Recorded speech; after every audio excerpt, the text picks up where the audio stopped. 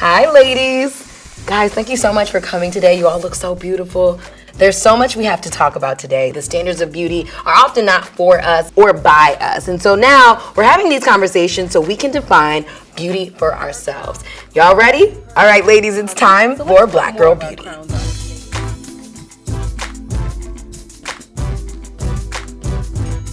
This is not a slumber party. Don't touch my hair.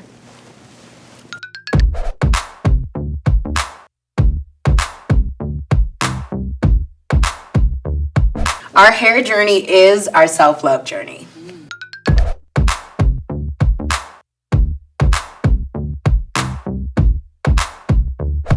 Bravery makes you it.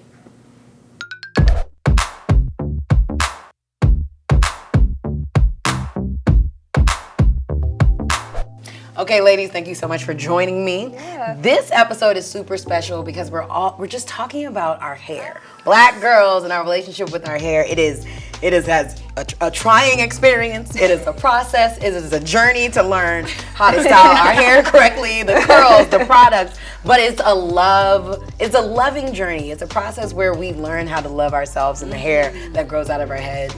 Despite what society says, despite what even our mamas may say about our hairstyles. And so whoever wants to go first, I want to hear about your journeys with your hair. Oh, it's a long journey. Look, we got time, sis. My God, it could fit in a book. Well, you know, when I was younger, I always had long hair, and I have 5 siblings. So my mom, when I was younger, she was doing my hair and everybody else's hair. Oh, wow. So she needed to do something that was simple. 5 siblings. 5 siblings. There were 6 of us. So you Goodness can imagine, in the gracious. morning, I don't have time to sit there and run a brush through And how many girls?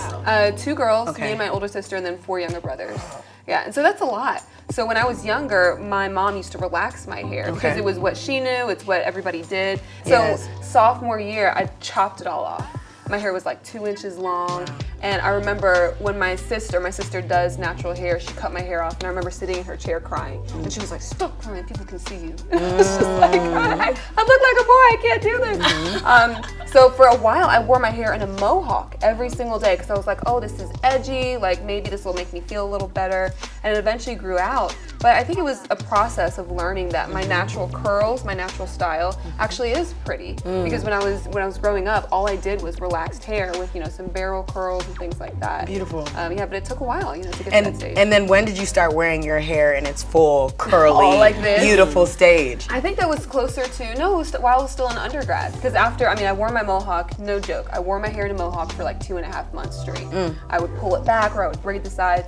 But eventually it grew out more and I started just wearing it out in natural and just kept growing and growing. And now it's here. And now it's here. It's here. I always feel like college is like that coming of age Girl, space yes. in your life, even with your hair, just like with everything. Because that's when I went bald. I went bald when I was in college. Oh, really? And I have not grown my hair. I try, and then I just start itching like, and And go so right to the chop barber. It's gone. And what made you want to chop it off completely, have the buzz cut? So many things was going on at that time when I was in college. So many things, like, family stuff, my thought process, especially because I'm a creative and coming from an African home, that was not okay. Yes. I just feel like I was really like all over the place. A lot of things were happening in my life. And then I was just like, man, I'm getting patches, man. I was having little patches in my head. So it was just like, man, I went to like a family friend's house. He cut off one side. I did the little Cassie thing. Yes, the Oh, Cassie Yes. And then afterwards, I was like, the next day I came right back to his house and we cut the whole thing off. Wow. And So you did the Cassie thing for a day. like for 24 hours. Yeah, my hair journey is very interesting too because I grew up in like the era where with a black mama who would tell you what your hair was gonna look like, whether you wanted to wear it some way or not. yeah. But she definitely always had us in braids because my aunt, my dad's sister, was also a natural hairstylist. When I remember I begged my mom for a perm. I was like 15. I was in high school. Everybody was like, well, you gotta wear, your hair out. And I remember going to the hair salon and getting it done with my mom's hairstylist feeling so fancy. And my mom was like, hey, it looks great, but let's just add a little track in the back. And from then on, I had trouble accepting my own hair without extensions because my whole life I've worn hair with extensions. And so it got to the point where I was like noticing a lot of breakage. The next thing you know, you're like, okay, I don't got no edges. Yes, exactly. I don't got no, there are patches like you said. And so I had to learn how to unsee all of that and just believe that my own hair, no matter how many problems it has, whatever it was, I was going to love it back to health. Like, I had to really invest in it. And some of my stylist friends, she just was like, no, your hair is still good and thick and beautiful. You just have to see it in that way. And so I think a lot of how we feel about our hair is like what our moms used to tell us, the different societal perceptions, tell you, what guys tell you, what you see in the community. Absolutely, all of that. absolutely. I went through the same thing when I was in. So I first started competing in pageants when I was in high school. That was back when my hair was really long. But I started competing again when I was in law school, and my hair was really short. It was curly, and I was starting to grow it out again. But after, I don't know, a year or two of competing, because I was flat ironing that leave out so much. Like the rest of my hair was growing, but this leaf out was just not. short, right? Yes, right. I had these tiny little pieces right here. If I look through old photos of myself, you can see like my hair is curly at the root, and then it'll go straight after that because the heat damage was so bad. Yes. So after that, I mean, I think it was 2016 was the last time that I put extensions in my hair, and I was like, whatever. Yes. I love my hair. It's curly. Let me be nice to it, and maybe it'll be nice back and grow out eventually. Yes. Yeah, it's a hair journey, but I also think we use our hair as a form of expression. I just feel like our hair is language, and I think that we use it to just express ourselves. Because I still wear wigs and I still do stuff when I feel like it. I just feel like it's a form of creativity as well. Like, I know it's a journey, but after you get through the journey, it gets really fun. Well, expression and investment, because Lord Jesus, It's to a put talk. those tracks It's in my hair about was it. $700. I mean, the Come to the other side. Come to the other side. Well, nowadays I don't, I don't have to worry about it anymore because I don't wear extensions. But I remember if I want to buy products, it's expensive. If you want to go to the salon and get treatments, it's expensive. And you're there all the time. You constantly have to think about what you're putting in your hair. I mean, we spend real money just on this. Money. Because I was talking to like some of my white friends and even some of my Latina friends, and they were like, yeah, girl, I go to the salon, spend like $60, $70, blow out, roll through, move out. I said, I have never been to a salon and spent less than $150. Exactly, never. Like even on just like treatments, washes, you get your wash and your conditioning, and then you get your treatment, but then you also have to style, and that's a whole different price for that. And I'm like, well, and the tools you need at home. Do you need a hood dryer? Do you need a regular dryer? Yes. What kind of brushes do you need? I mean, It's all a of real that. thing. Yeah, yes. it is an investment. How much does it cost for you to get your hair cut? You good? $15. See, that's what I'm saying. And I want to talk to you a little bit because you are the reigning Miss USA, right? Yes. Miss USA herself. And all of the women for the first time in Miss Teen USA, Miss USA, and Miss America, and Miss America are black women, which is incredible. Incredible. But you and Miss Teen USA wore big curly hair. Yeah, we did. So what was that like to defy the odds? And have you had any backlash from it? And how have you dealt with that? Well, it was kind of scary for me trying to figure out how I should wear my hair because I'd worn my hair naturally in a state pageant before. And I didn't win a state pageant, didn't do very well, and I just was really unsure about how to wear it on the stage. But after I won Miss North Carolina USA, which was a preliminary to Miss USA, I remember posting my natural hair like on my Instagram or something, and people would ask me all the time, oh, you're gonna wear your hair like that, aren't you?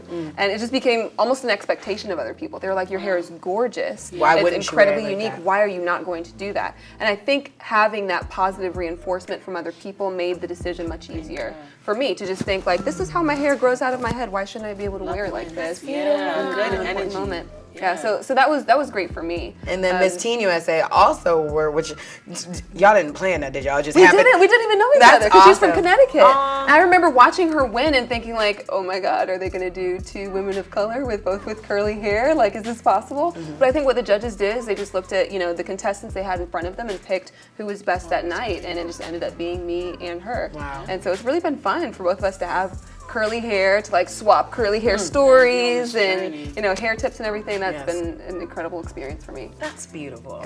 But there is still very much a standard of beauty that is as close to whiteness as it gets, the more beautiful you are. Have you all ever experienced that as black girls in this beauty space? And how have you decided to just be like, girl, bye, I'm gonna do what I do? Yeah, I think that's what my whole brand is really all about. I think there was a phase because I started off as a makeup artist, and then Oh, that's why you're so big. Yeah. No, somebody tell me back. My bad. But you look good. But you look good. That's what matters. You look good. Well, I went to a school, and I remember just trying to I just wanted to be an agency artist. Like, yo, I want to do agency work. I want to do agency work, and just kept being told like, yo, your portfolio is not diverse enough. Your portfolio is not diverse enough. And I was just like I mean, I'm from Brooklyn. I live in Flatbush. I'm African. This is what I know. This is my life. This is what I experience, and I don't think that it's fair that I have to mold to something else and think that this is what beauty is. So I just been on this wave of just changing the narrative for myself. I need to feel comfortable. And it was so fun to do this because as I started making myself comfortable, I started realizing, yo, everybody feels how I feel. All right, let's do it. Let's just knock all the doors down. Let's just be comfortable in our skin. Yeah. So yeah, do you. Okay, girl. Always. You better change the game. I love that. Switch it all up. Yes, yes. And have you had like that similar moment as well as somebody who now has their own platform that's larger than life? I think so. You know, I remember before I became Miss USA, I was an attorney. Which is so fire. Every time she says that, I'm like, law school is not easy. It is not easy. It is not. But you know, I learned a lot of things while I was in law school, and we were traveling to the national championship. We won regionals. We were traveling to nationals, and I remember just having a conversation with my trial team. There were 4 of us on a team together, and I was the only black woman on the team. It was me, a white woman, and 2 white guys. And I was just like, you know, we're talking about dress. Everybody's like, yeah, we're gonna wear black. I'm like, yeah, I guess I can pull my hair back in a bun because I'm in the legal industry. It's incredibly conservative, notoriously stodgy. And so I thought, I don't wanna distract people. I'll just pull my hair back. And my teammates looked at me like dumbfounded. They were like, why would you pull your hair back? I do not understand it. Because they've never lived as a black person. They've never, you know, heard comments about like, your hair looks frizzy. It looks like you got struck by lightning. Or they've never heard like, I don't like your curl pattern. Or they've never heard that before, right? And so they're thinking like, you have pretty hair, why don't you just wear it like that? And I think it's important to have that reinforcement, not just from black people, but from other communities as well, saying your hair's gorgeous and you should be able to wear it just the way that it is. I don't understand why you can't do that. And I love that because a lot of our strength, even like, you know, going back to the Bible days, Child and Samson and everything, it comes from our hair, but also how we feel about ourselves. Yes. And I think one of the most difficult parts of being in being a black woman in a world that is a society that is kind of whitewashed is that you have to deal with almost explaining how you get up in the morning, what your hair might look like before you get it done, what extensions are, what weaves are. And I know some black women get exhausted with the conversations that happen surrounding your hair. The black hair tutorial. Exactly. You know? Yes, like, girl, so I actually braided this hair into my hair. No, it is not on my hair. It's like when you get extensions, but I just did it per part. But do you ever feel like exhausted? Are you over the conversation, or do you feel like explaining kind of helps people learn? See, I'm on the explaining helps people learn because I'd rather, I just feel like, why not? Well, and then they'll feel more accepted, more willing to ask questions so that they can learn and can maybe be an advocate in the next space. Yeah, even for me, exactly. For me, I'm so used to it because, you know, my mom is black, but my dad and my stepdad are both white. So half of my family, more than half of my family really, is white. And so I grew up answering those questions. My dad grew up watching us get relaxers. You know, my stepdad came in and saw my mom braiding our hair and asking those questions. So I feel like my whole life has been founded on the idea of educating other people, including my own family members. Wow, that's beautiful. Yeah, that is awesome. I grew up in, especially middle school and elementary school, being like one of 4.5 black girls in a class of 30 plus. And I say half because one of them was mixed. They're like, why are you different than me? And why doesn't your hair grow like mine? And then you get to the feeling of you're almost being prodded and picked apart because people are touching your hair. And when I wasn't old enough then to understand how to protect my boundaries without feeling like I was going to be invited to Katie's 15th birthday party. Like, I was like, I guess Katie can play in my hair because I want to go have cake with them. But looking back now, I wish I would have been like, hey, don't do that. Hey, Katie girl. Yeah, which is funny that somebody is invading your space and you feel like you have to do something not to offend them. Absolutely. Right? And now I'm like, hey, girl. Yeah, somebody did that to me hair. at a work event. I walked in, I'm signing into the registration. The person sitting at registration gets up and walks around the table and starts trying to reach into my hair. Girl, you would never walk up to a white man and run your fingers through his hair, right? Not without getting a dirty look from his wife. So why do you think that it's okay to run your fingers through mine just because it's longer, just because you don't understand the texture? So obviously we are able to do so much with our hair, from where it's natural, how it grows out of our head, but pressing it, staying in the beauty salon, hair salon, and even perming it. I was the person who begged my mom for a perm. But what was y'all's experiences like with straightening your hair? Did you ever do the chemical relaxers, the creamy crack, and We've all been there. yes? Tell me about those moments in your life. When I was in high school, that was the most simplest style I could do. I just never really wore my hair natural with its natural curls. And I think even nowadays there are some people who think that it is this terrible thing, doing relaxers. But if that's your choice and you really just, you're doing it for ease. Right, and you know how to take care of it. You know how to take care of it, girl, get your relaxer. But I think what is dangerous is when we force that on people and make people think you have to get a relaxer in order for your hair to be pretty or in order for it to be acceptable in a number of different spaces. Man, I did that. I remember using botanical, the ones yes. that's like, yes. What is it? The perm, that's not a perm. Yeah, that's the best way I know how to articulate that. Yeah, right. But yeah, cream crack was definitely a part of the journey. I think it's a part of I can't say every. Some people have had their hair natural, have never done anything to it, had locks their whole lives and things like that. But for the people, we've had the cream crack. Yes. If you're still on it, it's okay. It's all right. There are still, unfortunately, even though we are moving the needle as to what beauty standards are, there are still these news stories where young girls will go to school and be asked to leave because they have braids. Which is insane. Isn't it crazy? Or asked to take their hair out because their hair looks too ethnic. And that happens in the workplace and all things. And I know it's triggering. It just makes me so angry. Yes. So angry that you would target these poor little children who just want to go to school to learn. And some of those kids don't do their own hair. If you're in elementary school, what elementary school do you know that does their own hair? Right. So now you're punishing the student for a choice that their parent made and a choice that is not wrong. I mean, those kind of challenges and hurdles end up playing out later in life when, school no longer is the place where you just go and have a safe space to learn. Now it becomes a trap. Now it becomes, a place of anxiety and stress because the last time you came home, the last time you came to school, you got kicked out and embarrassed in front of your friends because of a hairstyle maybe you didn't even pick. Good. I mean, it blows my mind and makes me so angry for these poor children. Wow.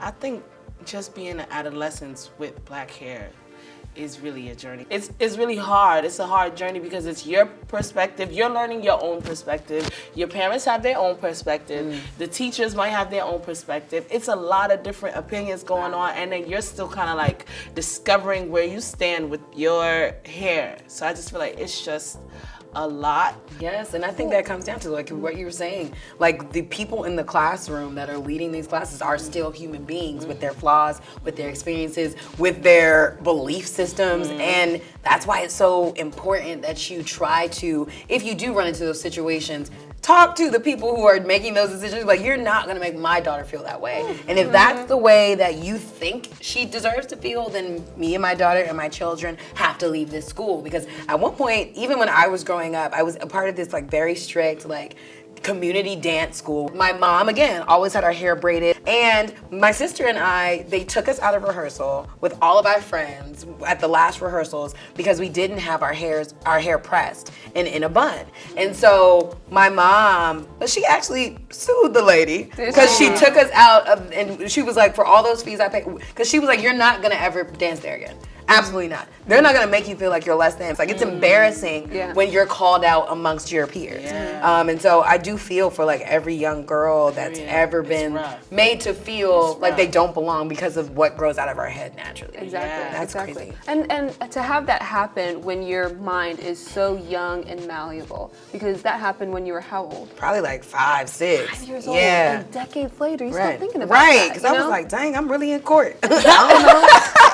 I don't know. Crazy. It's crazy the way that that one moment of discrimination can really shape and mold the rest of your life. Yes. It's insane. With that, like you were saying, comes these other movements like the Crown Act that has been passed in a few states. I know New York, California, New Jersey, where it's literally illegal now to discriminate against black women or any woman for wearing their hair a certain way, which I think is one of the most, first of all, I think it's crazy that we have to have these movements, but I think it's helpful and yes, it's good to have a law, an act that says well, if you fire me, I can take legal action. Well, it wasn't even just that. It was like there are several branches of the military too that in recent years have said, actually, it is okay to wear dreadlocks as long as they're in this style and this cut. It is okay to wear braids. And it's like, really? Now? In 2018 and 2019 and 2017, now y'all say that we can come into the military and I don't have to shave my head off just because, you know, you don't understand the way that my hair grows out of my head. It's good that it's happening, but it's sad that it's happening just now. Right. I feel like we always have to remember we are history in the making. And I think, you know, the things that Harriet Tubman did or the things that Malcolm X and Martin Luther King did, they did the big, like, Right. But we are doing the mundane things, the everyday things. The to maintaining make sure, what they did. Maintaining, but also paying attention to details. Like, they had so much stuff to work on. They was like, all right, let's just kind of get this. Right. And we like, hold on, they got this, but Right. So it's cool because it's like we're completely like making life easier for our grandkids. I want to talk to you a little bit about, obviously there's been cultural appropriation with the hairstyles, with braids. And when I was in Jamaica and I was like 10, 11, and I remember seeing girls getting like tribal braids on the beach. And I was like, this is weird. I don't get it, but okay. If that's what you do. And I was like, okay, maybe they see it as vacation hair, but then slowly but surely it became, everybody wears braids and box braids and different things like that.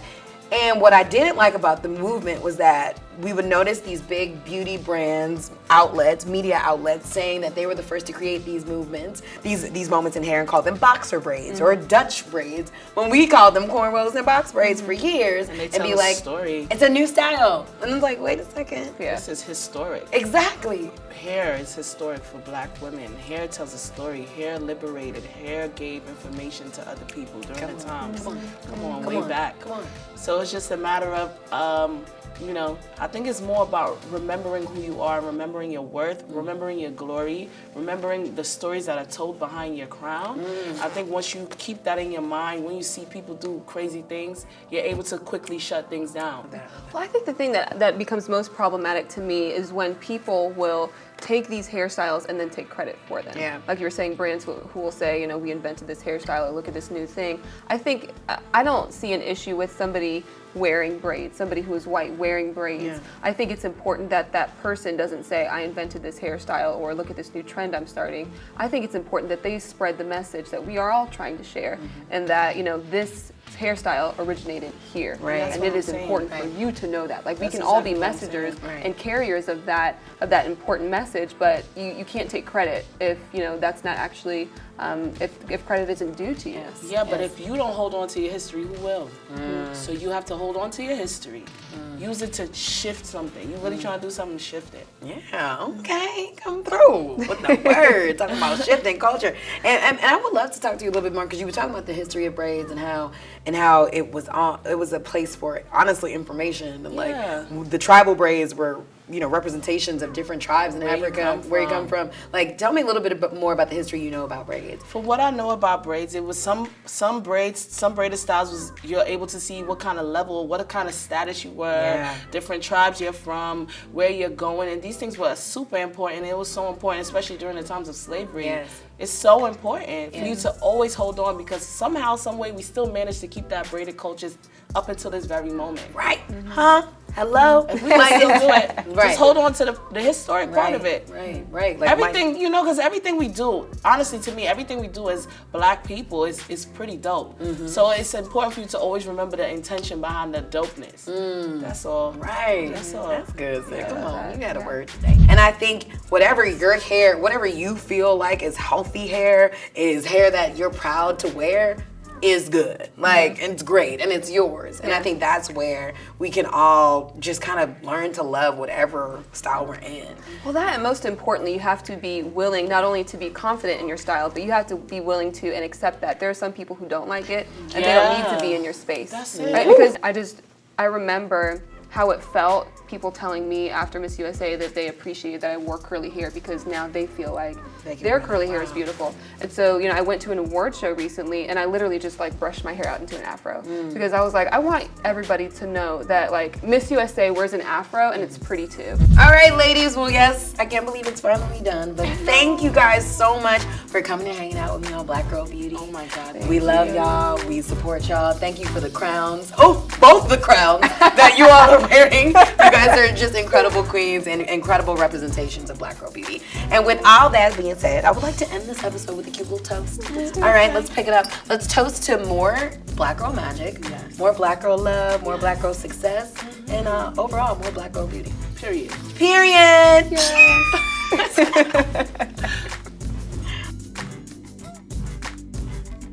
Hey guys, it's Gia Peppers, and thank you for watching VH1's Black Girl Beauty. To see more, make sure you're subscribed to VH1's YouTube channel so you never miss another episode.